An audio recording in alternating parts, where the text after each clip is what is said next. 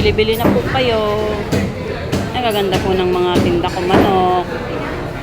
Meron din tayong bili. May customer ako. May atay balunan kayo? Ayan po, atay balunan. Ano to, linis na? Ay, hindi pa po.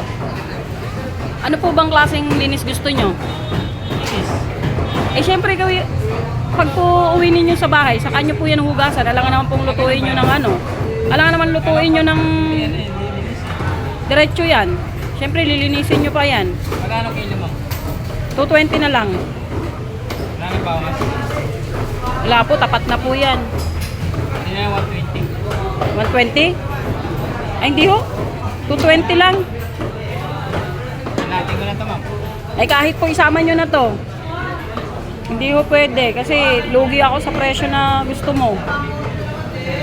Ma'am, take it, ma'am. Sige po.